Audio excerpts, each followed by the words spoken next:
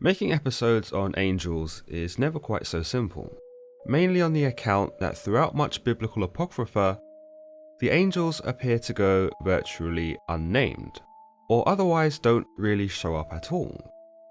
In the Bible itself, the only angels who appear by name are Michael and Gabriel, and even their involvement is quite minimal compared to what many might realize. The Bible does not give us much insight into the personality or character of these two angels, and whilst they are certainly two of the more popular angels, there's still much that we do not know about them. Outside of the Bible, various biblically inspired stories feature the likes of Raphael, Uriel, and Metatron, and we only have to look at stories like the Book of Enoch to see a whole host of angels known as the Watchers, including Semyaza and Azazel. But as you might have guessed, today we'll be taking a fun look at the angel Amenadiel, who many will be familiar with from the popular TV show Lucifer. Now, if you want the short answer, no, Amenadiel is not biblically accurate. He does not appear in the Bible, nor does he show up in any religious texts that I could get my hands on. But for the duration of this episode, we'll be dissecting Amenadiel's character, highlighting some differences and similarities with the angels in the text, as well as discussing the inspirations behind him, and which angel he most represents. Before we get started, however, I would like to thank the sponsor of today's video, Boxu. Boxu is a monthly snack subscription service that delivers an original assortment of snacks, candies, and tea pairings from Japan, those which are curated around cultural themes and seasonal flavors to give you an authentic taste of Japan. Each box contains a cultural guide map that provides information of each snack, including its origins and ingredients. First-time buyers can expect to receive the Seasons of Japan box, which contains both modern snacks and traditional snacks, some of which date back centuries. If you enjoy your first snack box, you'll be able to receive a new box every month for a Japanese gourmet adventure, where you can immerse yourself in Japanese culture with fun monthly themed boxes to celebrate seasons and festivals. Having tried one of the boxes myself, my favourite has to be the dondonyaki, which are savoury senbei that are fried and marinated in tonkatsu sauce. Interestingly, they're named after the sound of the beating taiko drums, which are heard throughout many festivals in Japan. I'm also partial to the Puki Puki Tai, which not only sounds cool, but tastes divine, with 2 mochi wafers filled with an airy chocolate mousse. Also, they're shaped like a fish, which is pretty dope. If you're interested in Boxu, then you can redeem 10% off your first purchase, and save up to $47. Just use my unique link in the description below and use the code LEGENDS10. And now back to Amenadiel. As far as the etymology goes, his name consists of 3 words. Amen, which means so be it, or in Hebraic, truth or certainty. Ad, which can be seen as a conjoining word meaning of or with, and El, which can also read as God. So going with this interpretation, Amenadiel's name can mean so be it with God, or perhaps something along the lines of God's will, the truth of God, or the certainty of God. In this first idea of so be it with God, Amenadiel would appear to be an angel who represents God's intentions, perhaps an angel who completes tasks for God in an effort to fulfill his wishes and manifest his master plan. This is something we see Amenadiel doing in the earlier parts of the show, where he goes above and beyond, perhaps even walking the fine line between good and evil in order to get Lucifer to go back to hell, much as God had intended, at least as far as the TV show's plot is concerned. Of course, in the Bible, it is understood that this is a level of intricacy that is not revealed to us, and that this is a squabble that does not occur. The truth of God, meanwhile, or the certainty of God, can virtually mean the same thing, and these interpretations of his name paint Amenadiel as a manifestation of God's righteousness and power. You'll notice that Amenadiel is often noted as the strongest angel in the TV show, and this is exemplified in the fact that no one is actually capable of defeating him in a fair fight, not even Lucifer himself. With this, Amenadiel's strength is a reflection and testament of God's truth and certainty, hence why Amenadiel cannot be so easily overcome, at least not in a physical sense. Interestingly, even after Amenadiel loses his powers, he still demonstrates considerable strength as a mortal, given that he endures a beating from Uriel at one point and seems to become an immovable object when resisting the security guards at the hospital. Thus, even without his powers, Amenadiel in some capacity is still the truth or certainty of God. Again, at least from a physical sense. As a character, the truth and certainty idea does fall apart, especially considering the amount of mistakes and transgressions that Amenadiel makes, those which complicate his morality and make him far less certain than he ought to be. But perhaps one of the biggest deviations that the TV show embodies is that the angels appear to be just that, angels. At no point do they identify as archangels, those which are the higher ranking angels. With this, it can be presumed that the concept of archangels just simply does not exist in this universe. Furthermore, and perhaps more importantly, the angels appear to all be the children of God, something which the Bible and related religious texts do not coincide with. The angels in Lucifer all appear to be the biological children of God, whereas in the Bible and associated texts, God is not identified as the father of angels or archangels. Instead, he is simply the creator, and the angels, including archangels, seraphim, and cherubim, look to him much less as a paternal figure and instead as a figure who is to be paid worship and given gratitude to.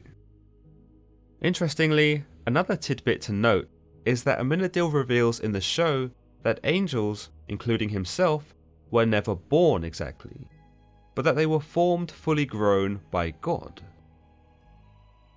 The nature of angel creation is detailed in biblical accounts, where we understand that God does create them in the same ambiguous way he creates everything else.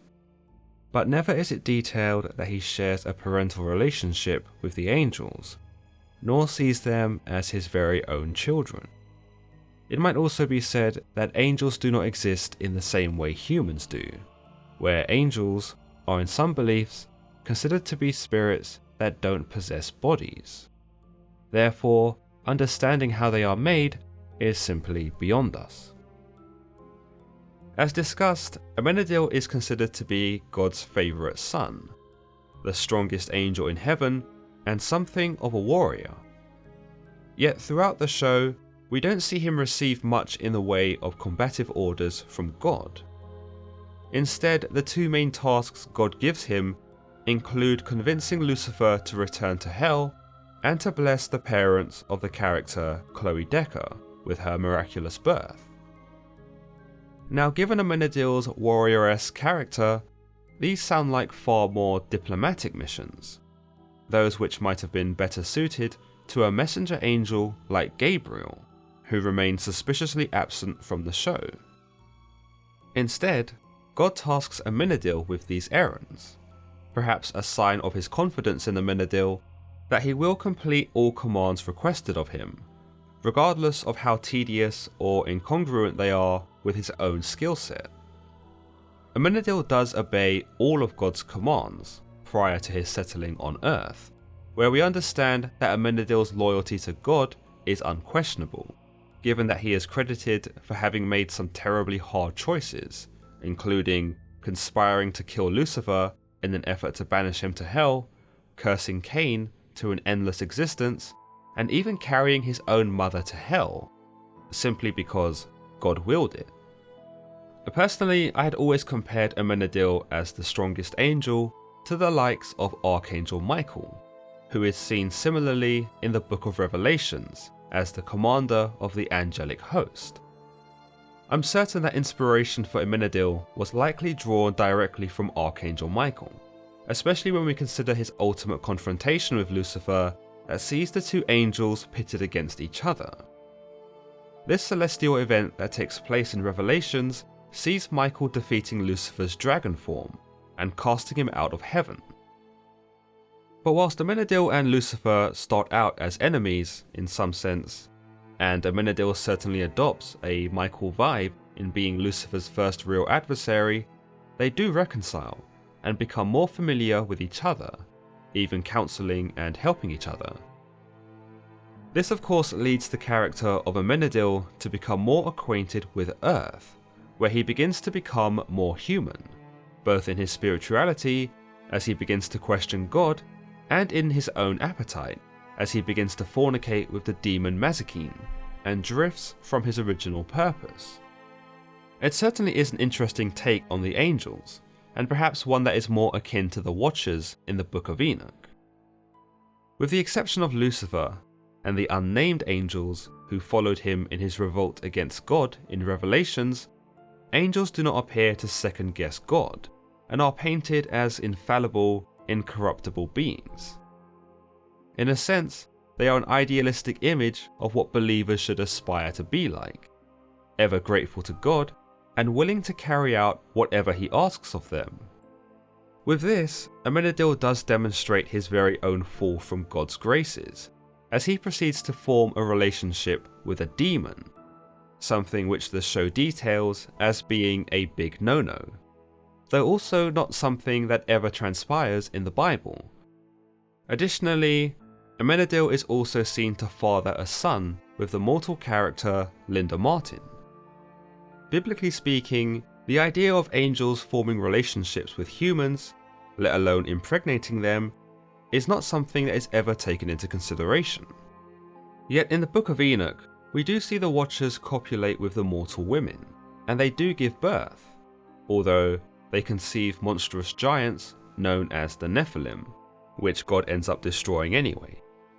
Of course, in the TV show, the child is born seemingly mortal, although there is prior speculation from the characters themselves as to whether the child will be angelic or normal, thus suggesting that human-angel relationships aren't common, and that this might very well have been the first time it had ever happened. After his many malfeasances, we do see Amenadiel mortalized by God, where God takes away his angelic powers and strips him of his wings. This is a much less dramatic shunning and punishment than angels typically experience in biblical accounts, where in the Book of Enoch, we see the angels not only persecuted by the archangels, but also cast into a void in the desert known as the Duodel. There the angels are imprisoned and wait in the darkness until the end times, where they will be cast into flames. Yet with Amenadiel, his punishment is much less severe. Indeed, he does have his wings and powers taken away, but he is not imprisoned, tortured, or even scolded. Yet the shame he feels in the wake of losing his wings could be seen as a torture in itself, where he is forced to adapt to a more mundane and human life. Interestingly, one might also see a lesson here, in that Amenadiel did indeed look down upon humanity, and could not understand Lucifer's fascination for Earth. By forcing him to live amongst them, in fact as one of them, it could be said that God was trying to teach Amenadiel humility, and that this torture was in actuality a test he does pass as he later regains his wings. Funnily enough, after returning to heaven to deliver the soul of one Charlotte Richards, who essentially dies to save him, Amenadiel finds himself back on Earth, where he reveals that Earth feels like more of a home to him now. Unfortunately, in biblical stories and various religious texts, we seldom see this level of character development. Angels seldom seem to second guess themselves, and if they do, they are too holy and righteous to express such things to a human. In fact, many times in the Bible, when angels do impress upon humans, they come for the humans' benefit and never for their own. Furthermore, they do not appear as camouflaged as Amenadiel does, and do not try to hide who they really are, going on to announce themselves or appear as distinctly as they possibly can. Those who witness angels in the Bible are seldom ever unsure of what they are seeing, and are quick to prostrate and show reverence whenever one of them shows up. Unlike the angels in Lucifer, who seem to go by virtually unnoticed, the angels in the Bible often strike fear into those who witness them, which often warrants the angel in question to placate said fear by asking the person not to be afraid. Another point to make about Amenadiel's fall from grace is that he proceeds to become more weary of God's actions. We see him deliberate over the injustices in the world, where he is made to face situations that an angel wouldn't necessarily find themselves in, including the dodgy legal system, institutional racism, the difficulties of fatherhood, and even the pain of losing someone. It is with these injustices that he begins to understand more of Lucifer's pessimism when it comes to their father, and it is with this that he begins to question his own role in God's big plan. Whilst he does spend some time searching for this role, showing us that despite his feelings, he is still loyal to God, he comes to the conclusion that Lucifer is his test, and that God wants him to be his brother's keeper. However, you might also say that Amenadiel yet again succumbs to a more human nature, in convincing himself that his God-given task is conveniently to do the thing he wants to anyway, to look after Lucifer. Throughout the TV show, we see Amenadiel demonstrate several powers that liken him to more of a superhero than an actual angel. We understand that first and foremost, he is the fiercest warrior in God's army, and so he is a master in several of the martial arts, something that is evident in his various stances during his combat sequences. We see him use these skills to overpower the other angels when struggles ensue, and proves to be more than adept at dealing with demons. His superhuman strength is perhaps one of his more obvious traits, where we see him lift grown men off the ground and launch them across a room, or even bend objects that any mortal would struggle to even dent. We've also seen instances of him disappearing and reappearing almost in the blink of an eye, perhaps a testament to his speed, or maybe his ability to fly. Furthermore, it can also be attributed to his rather unique ability to slow down time, otherwise known as chronokinesis, that which is perhaps his greatest technique. However, we do see him lose this power during his fall from grace, and whilst he does reobtain his wings, he's never quite able to manipulate time as effortlessly as he had done previously. We do see him utilize this power, however, in order to buy May's time to save Linda, but this is only achieved after intense focus, that which leaves him exhausted afterwards. Interestingly, Amenadiel actually freezes time completely when he begins to fret that his mortal son will get sick, grow old, suffer, and experience death. It's with this anxiety that he subconsciously stops time completely, so as to prevent his son from his fate. Great as this all sounds, in biblical stories and associated texts, angels never seem to demonstrate these fantastic powers.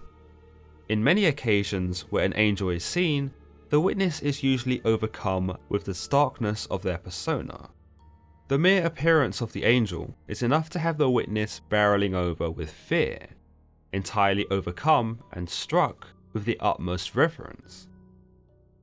With this, it seems that superhuman strength, combat mastery, and time manipulation are simply not required, and it could also be said that true power is not having to demonstrate a show of strength, but instead to exude it through one's very being, much like the biblical angels do. It should also be noted that the character Amenadiel, as far as the TV show goes, originated from the comic book, also titled Lucifer, a spin-off of the Sandman series. Much like the TV show, however, creative liberties are taken in an effort to establish a more fleshed out backstory and character arc for Amenadiel. Here, Amenadiel maintains his position as God's most powerful angel, and a member of the Host, an angelic army established to protect God. In this series, Amenadiel comes across as more antagonizing and seeks to destroy Lucifer, though is usually outsmarted by the devil. But let me know in the comments below what your thoughts on Amenadiel are, and if there are any other connections that you might have made to the biblical angels. This was a much less serious episode for me to make, and it was actually quite a nice change of pace, to delve into what's regarded as a more fictional take on the angelic lore.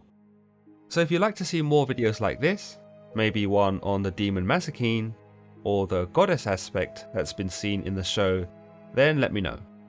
As always, if you've enjoyed today's episode, then don't forget to give it a thumbs up, and don't forget to subscribe for more content just like this.